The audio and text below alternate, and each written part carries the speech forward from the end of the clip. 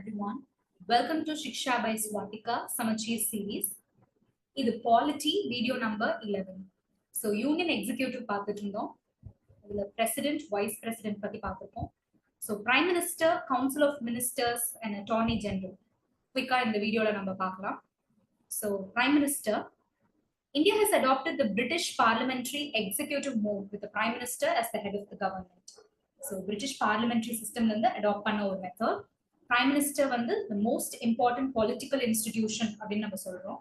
But council of ministers, அதாவது நம்ம cabinet இருக்காங்க பார்த்தீங்களா, அவங்க வந்து the prime minister is the primus inter pares அப்படின்னு சொல்றாங்க. அதாவது first among the equals அப்படிங்கிற மாதிரி சொல்றாங்க.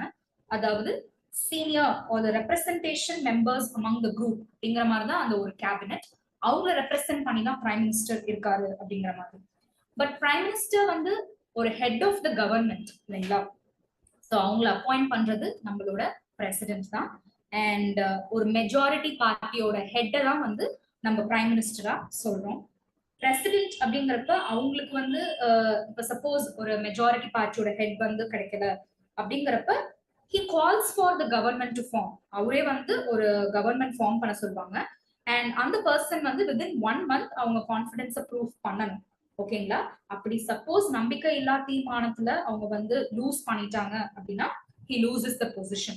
இது வந்து அந்த ஒரு மெஜாரிட்டி பார்ட்டி ஹெட் அப்படிங்கிறவங்க இல்ல அப்படிங்கிற ஒரு பட்சத்துல.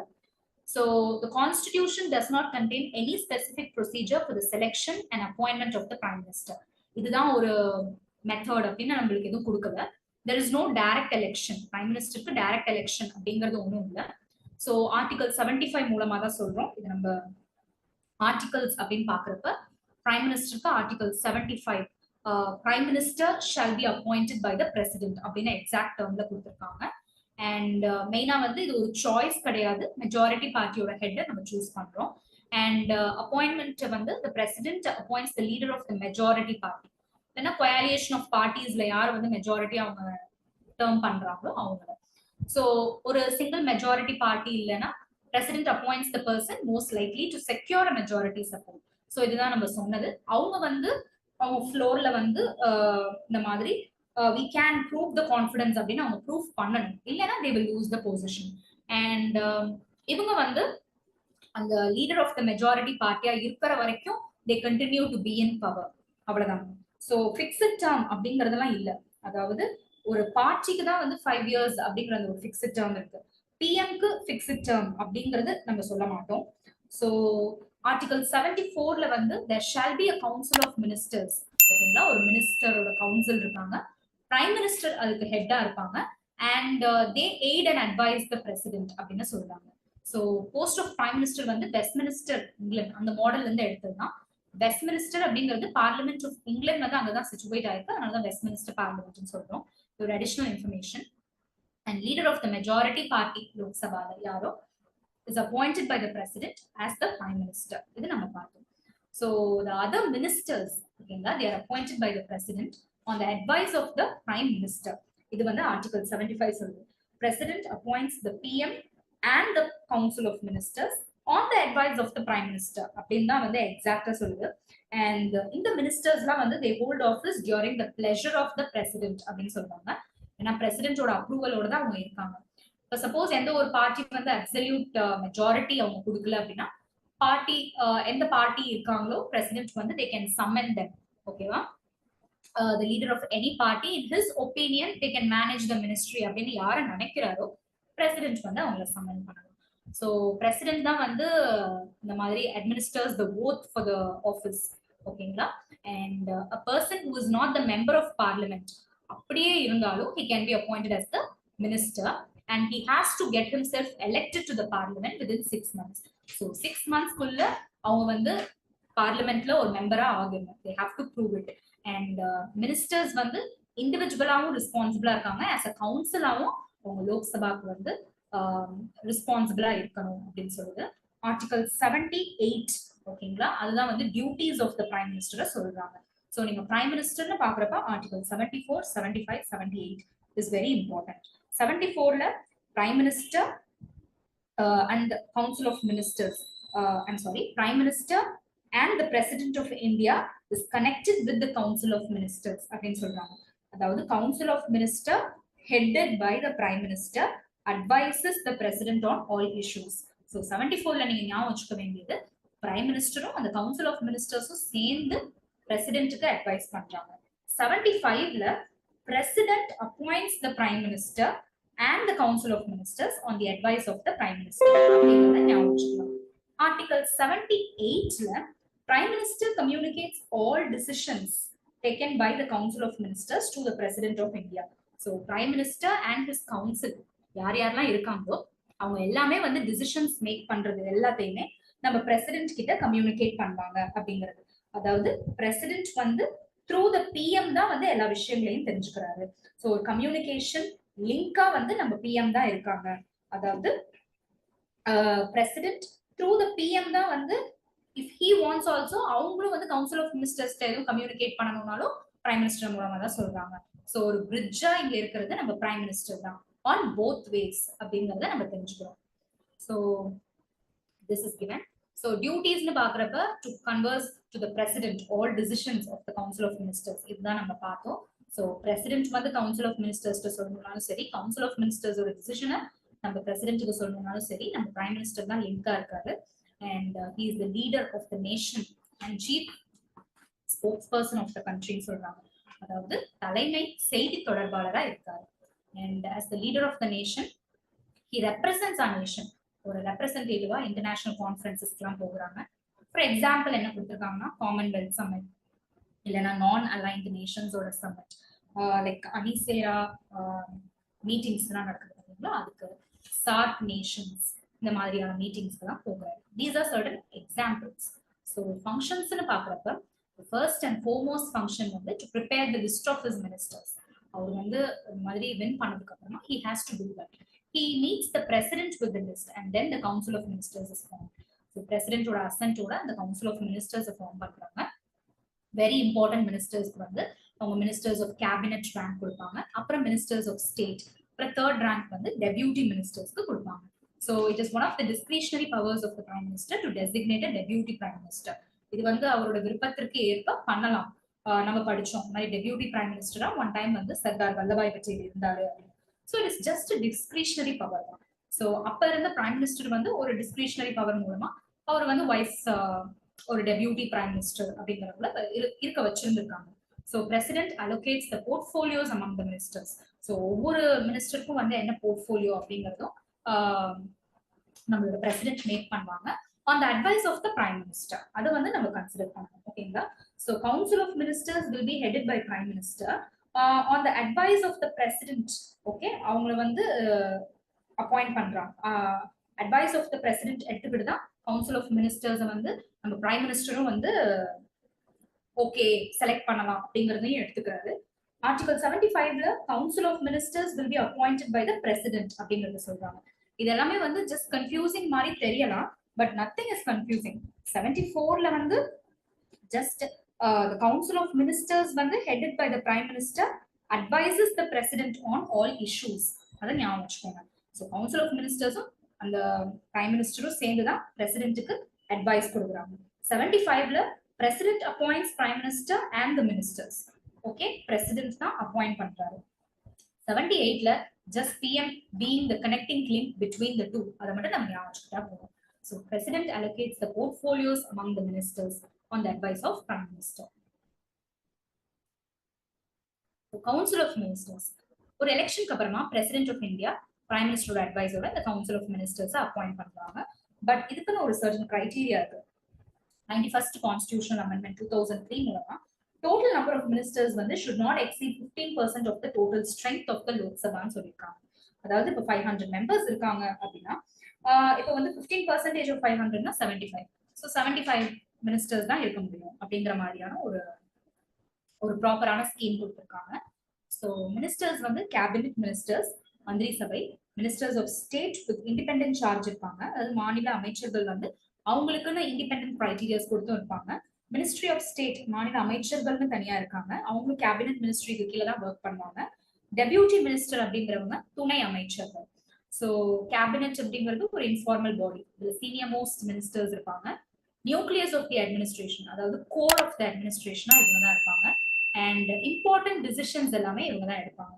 Like defence, finance, external affairs, home affairs, இவங்கெல்லாம் இதுல தான் இருப்பாங்க. மினிஸ்டர்ஸ் ஆஃப் ஸ்டேட்ங்கிறப்ப அவங்க செகண்ட் கேட்டகரி. இவங்களுக்குன்னு சில டிபார்ட்மெண்ட் இன்சார்ஜஸ் கொடுத்துருப்பாங்க. பட் அவங்க வந்து கேபினெட் மினிஸ்ட்ரியில இருக்கிற மீட்டிங்ஸ்ல வந்து அட்டென்ட் பண்ண மாட்டாங்க. அன்லஸ் அவங்க இன்வைட் பண்ணியிருந்தா அவங்க போவாங்க. டெபியூட்டி மினிஸ்டர்ஸ் வந்து லோவஸ்ட் ரேங்க்னு சொல்றாங்க. அவங்க வந்து இந்த கேபினெட் மினிஸ்டர், ஸ்டேட் மினிஸ்டர்ஸ்க்கு அசஸ் பண்ணுவாங்க. அவங்க வந்து கேபினெட் மினிஸ்ட்ரி மீட்டிங்ஸ்ல தான் அட்டென்ட் பண்ண மாட்டாங்க. PMO அப்படிங்கிறது பிரைம் மினிஸ்டர் ஆஃபீஸ். இது 1947ல இருந்தே இருக்கு. ஸோ அது 1977 வரைக்கும் பிரைம் மினிஸ்டர் செக்ரட்டரியேட்னு சொல்லிட்டு இருந்தாங்க, PMS. இப்பதான் வந்து PMO அப்படின்னு சொல்றாங்க. பிரைம் மினிஸ்டர்ஸ் ஆஃபீஸ் வந்து is headed politically by the prime minister and administratively by the principal secretary அப்படின்னு சொல்றாங்க. ஓகேங்களா? So principal secretary to the prime minister's office அப்படிங்கிறது வந்து முதன்மை செயலாளர் அப்படின்னு சொல்றாங்க. அண்ட் கரண்டா வந்து மிஸ்டர் பிரமோத் குமார் மிஸ்ரா, அவர் தான் வந்து பிரின்சிபல் செக்ரட்டரியா இருக்காரு. ஸோ இந்த பிரைம் மினிஸ்டர்ஸ் ஆஃபீஸ்க்கு என்ன ஃபங்க்ஷன்ஸ் அப்படின்னா, they assist the prime minister in his overall responsibilities எல்லாமே பண்ணுவாங்க. அண்ட் பிரைம் மினிஸ்டரோட responsibilities as chairman of the Niti Aayog, national development கவுன்சிலுக்கு சேர்மன், இதெல்லாமே பிரைம் மினிஸ்டர் தான். ஸோ அந்த ஒர்க்ஸ்க்கு ஹெல்ப் பண்ணுவாங்க. ஒரு public relations of the prime minister with the public எப்படி இருக்குன்னு பார்த்துக்குவாங்க. அதே போல rules of business conduct, financial matters எல்லாமே வந்து நம்ம பிரைம் மினிஸ்டருக்கு ஹெல்ப்ஃபுல்லா அவங்க இருப்பாங்க. அதே போல பிரைம் மினிஸ்டருக்கு அசிஸ்ட் பண்ணுவாங்க, like in examination of certain cases. ஓகேங்களா? அண்ட் ஒரு ஹார்மோனியஸ் ரிலேஷன்ஷிப் மெயின்டைன் பண்ணுவோம் பிரசிடென்ட், கவர்னர்ஸ் அண்ட் ஃபாரின் ரெப்ரஸன்டேட்டிவ்ஸோட. அண்ட் சர்டன் சப்ஜெக்ட்ஸ் இருக்கு, நம்ம டிபார்ட்மெண்ட் மினிஸ்ட்ரியை அலோகேட் பண்ணிருக்க மாட்டோம். அதுக்கு ஒரு திங்க் டேங்கா இருந்து அவங்க வந்து வெல்ஃபேர் ப்ரொவைட் பண்ணணும். And it is not concern with responsibility of the prime minister as the chairman of the union cabinet. Certain விஷயங்கள் வந்து பிரைம் மினிஸ்டர் வந்து டைரக்டா தலையிடல அப்படின்னாலும் இவங்க வந்து அதை டேக் கேர் பண்ணுவாங்க, but with the knowledge of the prime minister அப்படிங்கறத மட்டும் தெரிஞ்சுக்கணும். So this is about prime minister and prime minister's office. ஓகேங்களா? ஸோ லாஸ்டா வந்து அட்டார்னி ஜெனரல் ஆஃப் இந்தியா அதை பத்தி பார்க்குறோம். ஸோ கரண்டா வந்து அட்டார்னி ஜெனரல் வந்து மிஸ்டர் வெங்கட ரமணி, அவர் தான் வந்து அட்டார்னி ஜெனரலா இருக்காரு.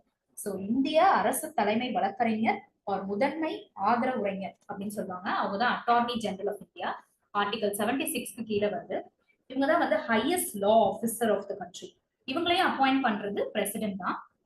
அண்ட் இவங்களோட குவாலிஃபிகேஷன் பாக்குறப்ப ஜட்ஜ் ஆஃப் த சுப்ரீம் கோர்ட்டா அவங்கள உட்கார வைக்கிற அளவுக்கு அவங்களுக்கு குவாலிஃபிகேஷன் இருக்கணும். ஆக்சுவலி மெயினா பார்த்தா he must be a citizen of India. இது வந்து ஒரு ஜென்ரலான ஒரு விஷயம். So judge of some high court for 5 years இருந்திருக்கலாம், இல்ல advocate of high court for 10 years இருந்திருக்கலாம், இல்ல ஒரு எமினன்ட் ஜூரிஸ்டா அவங்க இருந்திருக்கலாம். ஸோ உங்களோட அப்பாயின்மெண்ட், டென்யூர், ரிமூவல் இது எல்லாமே வந்து it is not mentioned in the constitution of India. பெருசா ஒன்றும் கொடுக்கல. பட் இவங்களுமே வந்து he enjoys office during the pleasure of the president. And பிரசிடென்ட்னால தான் இவங்களை வந்து ரிமூவ் பண்ண முடியும். பிகாஸ் பிரசிடென்ட்டோட அப்ரூவலோட தான் இவங்க இருக்கிறதுனால அவங்களால தான் ரிமூவ் பண்ண முடியும். And he may also quit his office by submitting his resignation to the president. So president கிட்ட மட்டும் தான் இவங்க ரெசிக்னேஷனை வந்து சப்மிட் பண்ணுவாங்க. அண்ட் ஒரு attorney general can also be change during a governance change. ஒரு PM அட்வைஸ் மூலமா கூட பிரசிடென்ட் வந்து சேஞ்ச் பண்ணலாம். ஒரு கவர்மெண்ட் சேஞ்ச் வரப்ப கூட சேஞ்ச் பண்ண முடியும். ஸோ இவங்களோட டியூட்டிஸ் வந்து இவங்க ஒரு chief law officer of the கண்ட்ரியா இருக்காங்க. They give advice to the government of India when referred by the president. பிரசிடென்ட்க்கு தேவைப்படுறப்ப. And also others duties. So constitution of இந்தியாவில் இருக்கிற டியூட்டிஸ். ஓகேங்களா? பிரசிடென்ட் ஆஃப் இந்தியாவுக்கு ஹெல்ப் பண்றதுக்கு எல்லாமே. On behalf of the government of India இவங்க தான் வந்து சுப்ரீம் கோர்ட்ல சில கேசஸ்க்கு ஆஜராவாங்க. ஆர்டிகல் 143 என்ன சொல்லுதுன்னா, president seeks the advice from supreme court அப்படின்னு சொல்றாங்க. அந்த அட்வைஸை வந்து வாங்கிட்டு வரதே attorney general. Attorney general seeks advice from the supreme court on behalf of the president. ஆனா இது வந்து நம்ம பிரசிடென்ட்டுக்கு பைண்டிங் அப்படின்னு சொல்ல முடியாது. Okay, it is not binding to the president. அவர் வந்து கண்டிப்பா இதை வந்து ஃபாலோ பண்ணி ஆகணும் அப்படிங்கிறதுலாம் எதுவும் இல்லை.